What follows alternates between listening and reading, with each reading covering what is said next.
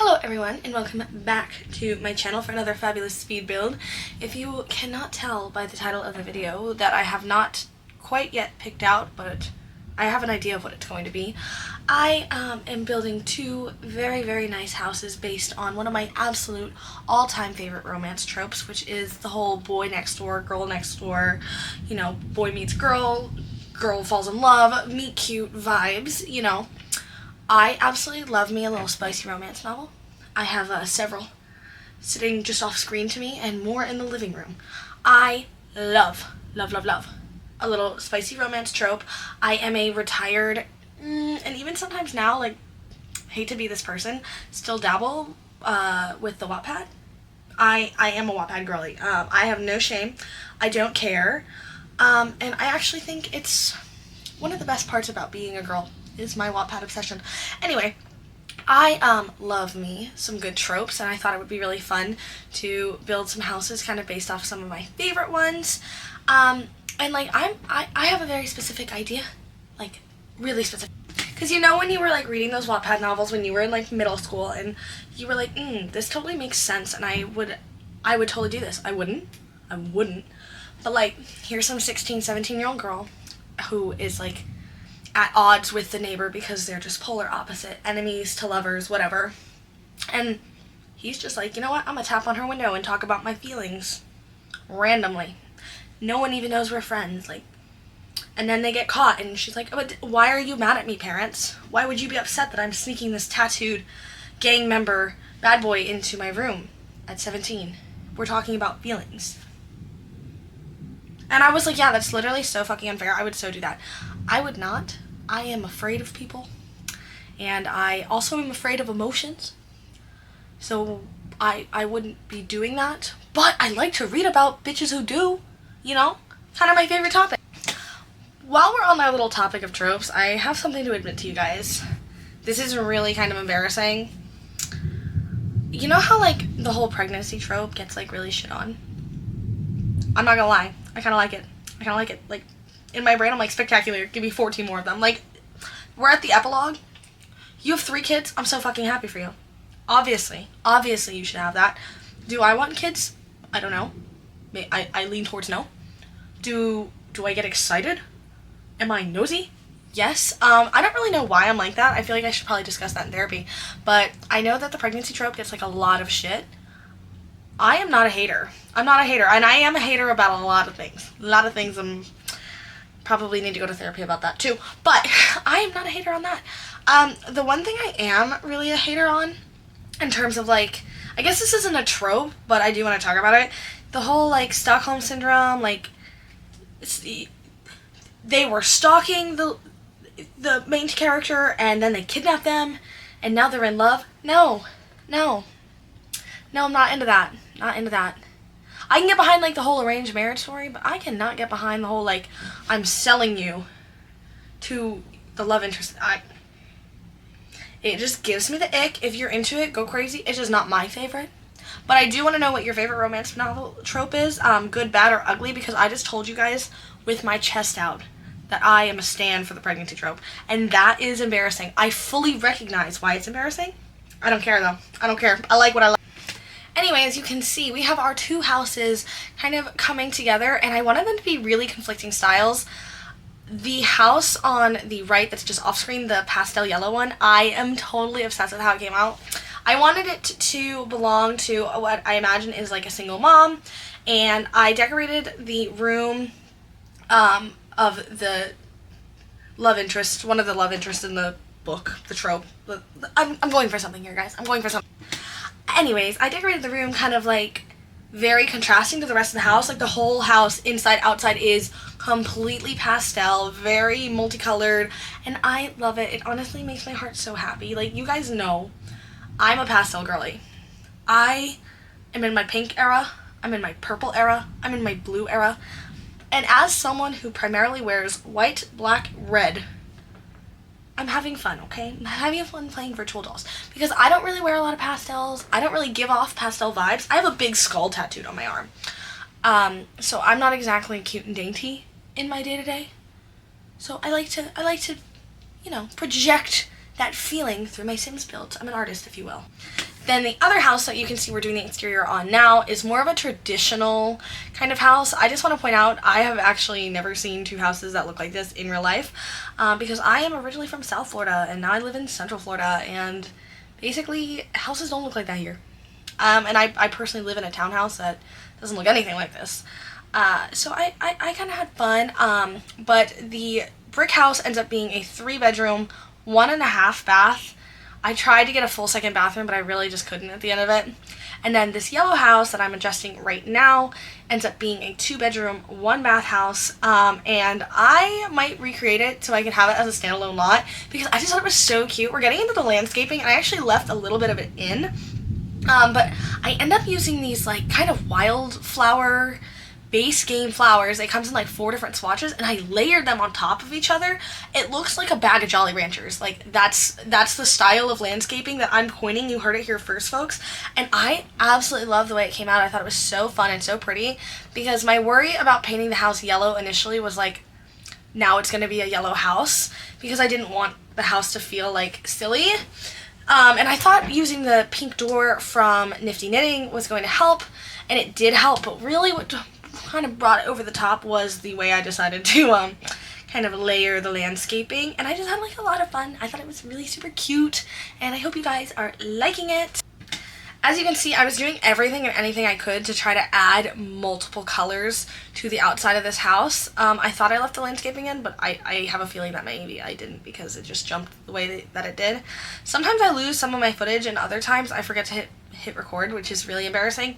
And normally when I forget to hit record, I just tell you guys that I lost the footage. Like, sometimes I do really lose the footage, but a lot of the times I also just forget to hit record, and I feel like an idiot sandwich. So I don't tell you guys. You know, I also probably shouldn't have mentioned that, but I really believe in transparency. I also told you I'm a Wattpad girly. Like, one thing I could never handle in my life, if I were to pass away tomorrow, you can go through my phone, you can go through my bank records. Please don't look at the texts between my friend, my emotional support friend. I'm not going to dox her, but love her. And also, please don't look through my notes app. There's nothing like really that terrible about there, but like I'm sure there's something in there from like circa 2014 that I just don't want to have read out loud, when I was like a really angsty teenage girl who had a lot of feelings and undiagnosed ADHD. So I really don't want anyone to read that either. And then also, please God, do not go through my Wattpad library. I'm not gonna lie to you guys, I haven't used it in a while, but when I first got back into reading, when I was still in college, I was like kind of broke, like a little bit. And I know you can get like secondhand books, and libraries are a great thing. I personally really like to buy books. I really like to support authors in any way I can. And now that I have the financial means to do it, I especially prefer to do that. I also like to like write notes and stuff, and all my friends know, like, you need a book, ask if I have it, because I lend them out left and right. But I try to support authors, so if I can buy directly from their website, I will. And other than that, I will buy from like Barnes & Noble or smaller bookshops. There's a really cute one like really near my house. They just have a smaller selection. And then if I have to buy off Amazon, I will, but I will not buy off Amazon unless I can only get like, I know Amazon has like a publishing feature, so smaller self-published writers can have their work done. Then I will buy from Amazon. But I will not forgive Amazon for trying to wipe out my happy place, Barnes & Noble. Jeff Bezos, I wish you mediocrity. Anyway, I'm getting a little sidetracked. But when I was super broke in college, and I couldn't really afford to buy books, I was a huge Wattpad stan. And you know what? I at least know how to support people. I was liking, I was commenting, I was engaging, because I wanted people to read what I was reading. Granted, I also was not that friendly in the sense that, like, if it got to like the end of the thing and it was like, oh my god, sorry for like the late update, you know, my family member passed away, I'd be like, that is so fucking rude. Like, I know you're like a 16-year-old girl, like trying to like, you're writing the steamiest, spiciest romance novel, and it has become my emotional support chapter. What the fuck do you mean you're gonna have a late update? I literally cannot handle that. I think that's why I had to back off of it. I was becoming a radicalized Wattpad user. I can only imagine some of the out-of-pocket shit that I would have said had I kept down that path. You heard it here first, guys. I was a Wattpad addict. But I like that it's a nice way to have people kind of explore their hobbies, their passion, and then, like, some of those people, like, who write on Wattpad, like, I'll be reading their writing, I'm like, I'm not an expert. I actually love cliches and tropes, and when people are like, that book sucked, like, it's so predictable. Yeah, why the fuck do you think I picked it up? Enemies to lover? Yeah. Anyway, we are finishing up this house. As you can see, I'm working on the bedroom right now, but the bedroom for one of the love interests in this story ends up being very, kind of dark and moody, which is super contrasting to the other bedroom of the other love character that I kind of enjoyed, or that I made the room for in the other house. I thought it really super cute. But I wanted this room to give dark, moody, and very type A. Like, whoever lives here, they are someone who's highly punctual, very organized, and they just don't really like kind of chaos. Definitely someone who leans more towards, like, logic. So maybe they do, I imagine they were, like, into some kind of sports, but they don't do sports out of enjoyment. They do it to be a well-rounded student. Like, everything they do has a rhyme, a reason, and it's very strategic, and they don't waste time with things that they deem silly. Even though they're not silly, they're, you know, teenage girls trying to, like, write their Wattpad era, like, become world famous on Wattpad. I don't know. But this person, they are not necessarily a creative, and they live here with their mom, and I imagine that they butt heads with their mom because their mom is obviously this, like, fun, wild, kind of technicolored pastel baddie, and they're like, what the fuck?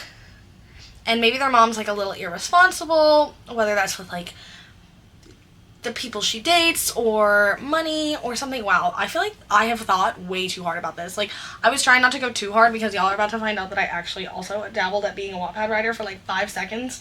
Can't believe I told you that. I've definitely mentioned that before, but every time I, like, get a couple new subscribers, which, shout out to you if that's you, hi. And if you're not subscribed, please subscribe because I'm telling you all the hot gossip on myself. But anytime I get a couple new subscribers, I'm like, oh, these people probably don't know that. They probably haven't seen that video, that, like, one video where I mentioned it in passing. And anytime I'm like, oh, God, I'm safe. That's honestly what I think about. I'm like, all right, now I just gotta be honest. I could not tell you guys things, but I tell you anyways. We are on to the interior of our second house, and this whole house ends up being a lot more, like, traditional. It's very, very small and very intimate, but I kind of like that.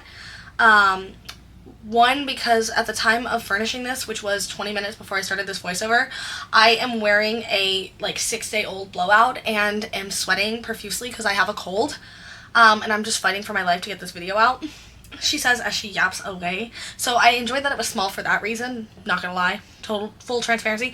But I also have the tendency to make my Sims houses a little too, like, open floor plan, a little too big, and that can cause a lot of routing issues with your Sims. So I've been trying to work on that, and also trying to be better about floor plans so they're not just, like, huge boxes, because the idea is nice in real life, but in terms of your Sims, it makes it really hard, especially if you have, like, triplet infants, and you have, you know, some random townie that you married and had babies with that now lives with you, which is so fucking annoying, and you can't just murder them because it goes against your storyline. But, like, low-key, why are you in my house? Why are you breathing my space? Why are you picking the baby up when I'm trying to pick the baby up? Like, you are useless. Ugh, that was so projecting.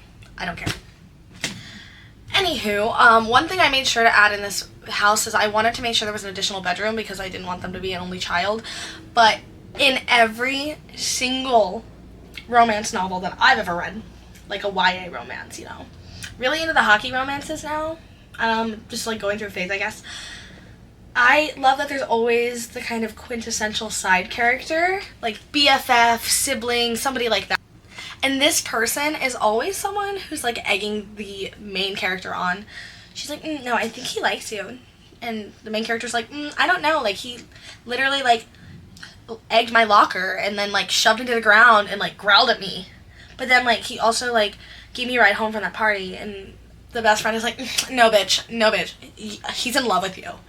He's in love with you. Like, I'm just saying, I think he's a good guy. Like, once in 3rd grade, I swear to God, I, like, you know, tripped and fell, and he didn't kick me when he walked by, and, like, I'm telling you, he's actually, like, a really great guy. Like, he's got those gray, stormy eyes, and he's, like, so mysterious. And, like, you know, his parents, they have a substance abuse problem, and I really think that you should just, like, definitely run away with him at 17 years old. Forget your plans of like, move. Why does every main character in a romance novel want to go to college and become an editor for romance novels? Like, as someone who's, like, same, but I think there's, like, a pattern. Like, Anastasia Steele from 50 Shades of Grey wanted to be an editor. Tessa from After wanted to be an author. I'm just saying, I noticed a little pattern. But, yeah. So, I imagine the little sister in this house is very much that little quintessential protagonist. Like, maybe the kid from next door is actually, like, a hardened badass, but maybe he plays basketball with the little sister and actually has, like, a really sweet side. So, like, who cares if he has anger management issues and the emotional availability of a walnut? He, like, is nice to your sister. Just saying. And, you know, last but not least, we're gonna furnish the parental figures bedroom, and there's not much in this room because it's really small, but that doesn't matter because parents are always super absent in these books. Tell me I'm wrong. But we are finishing up the last few details, just adding some skill building items in the backyard, and we are going to jump in game for a live tour right now. Alright team, we have made it, and I actually built this little lot right over here in the world of San Sequoia, which is the world we got with Growing Together. I think she's so darling adorable. Here's the landscaping I told you about, and this whole little yellow house is so cute in my opinion. I am completely obsessed with her.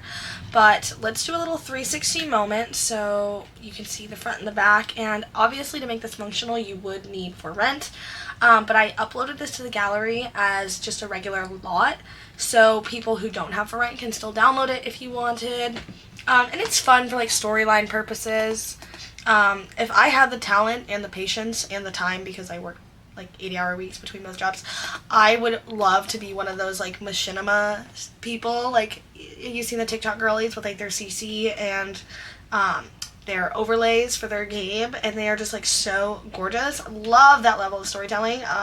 Used to be a big what was that series, like the Sims 3 series, like Anon or whatever. I ate that up. I ate all of that up. I watched every episode. I was obsessed. I used to lie about being sick at school, and I would stay home and I would watch those all fucking day and night. I was obsessed.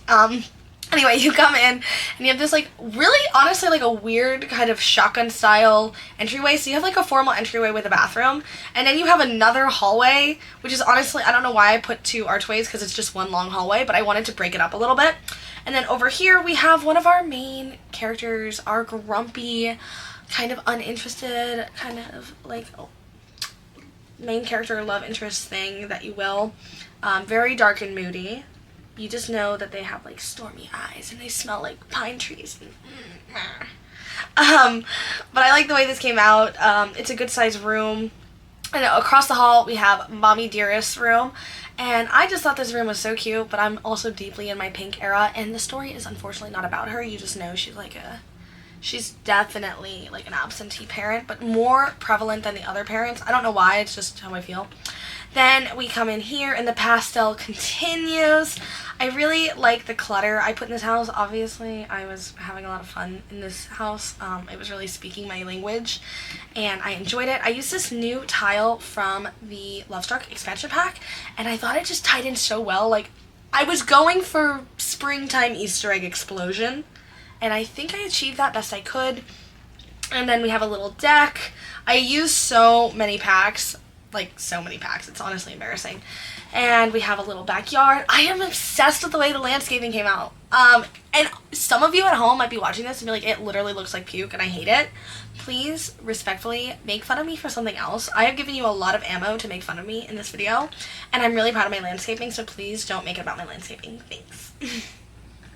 And we have, like, a little fire pit and a little chalk line. I don't know. Just really fun, all in all. I think it came out so stinking cute. Then we're gonna go over here, and we have, like, a really formal entryway with a little laundry room action. I like that I used a tile in the entryway. It just felt fun and kind of a breakup of what I normally do, because I always put wood floors in because I love wood floors. Yeah. And then you come in. I put a little entry table in here because I didn't have one to do, like a way to do a proper one in the other room. And we have a formal living room. I never use the sofa from base game, but it just felt right. The pops of green were so needed. Then we have like a really super tiny kitchen. It's not super cluttered because I was worried that there wouldn't be a proper open counter space for your Sims to cook on, so I didn't clutter it up too much. And again, I am also super sick, and I am sweating profusely as I do this voiceover. Then we have our sassy side character, who probably subsequently will get like an unneeded, unwanted sequel to the book. Once they're like a teenager and also can now like fall in love and go through the same thing their older sister did. I don't know.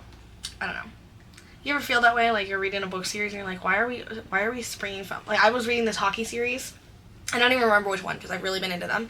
And like I read the first book and then the next series, the parents of the main character were the main characters in the first one I read. And I was like, no offense, I was reading about y'all, like, doing the nasty and grave detail, and now you want me to believe that, first of all, you got married, you had multiple children, and you have a very healthy marriage, because I know that shit was not gonna last after the book. I didn't care, though. And you want me to respect you as parents? Like, homie was using substances, like, a chapter into the book, and I'm just saying. Then we have our main love characters room, and I wanted the vibes to be love. Love, love, love. I love all the gold accents in here. I just thought it was so cute. It's very teenage girl coded. Like, I would love a room like this. Granted, I'm firmly in my pink era. When I was a teenage girl, I was a very angry teenage girl who just wanted to sit in her cave and was, like, probably majorly depressed and just read books and, you know, wrote on Wattpad.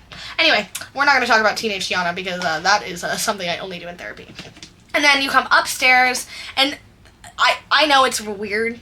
The house is small, but here's this little half bath, and then you have a full bath off the primary bedroom, which is for absentee parents. And you're probably thinking, oh, it'd be so annoying. I'll have to only shower in my parents' room and, like, walk through their bedroom to use the bathroom. But then you remember that these parents are, in fact, absentee. So they're never home anyways. Just saying. But with that, we are at the end of our video, and if you enjoyed it, make sure you give me a little thumbs up. Tell me your favorite tropes in the comments. Are you a spicy romance person? And if you're not, what the heck are you reading then, man? Do people read things other than the spicy romance? I'm just kidding. I love me a self-help book, and I love me a little murder mystery. But anyway, if you have not already, make sure you give this video a little thumbs up. Subscribe to my channel so you can see more of me embarrassing myself and building quintessential romance book trope houses. I have some really fun ones coming up because I'll be reading as much as I can. And with that being said, don't forget to drink a little water, and I will see you guys next time. Bye, everyone.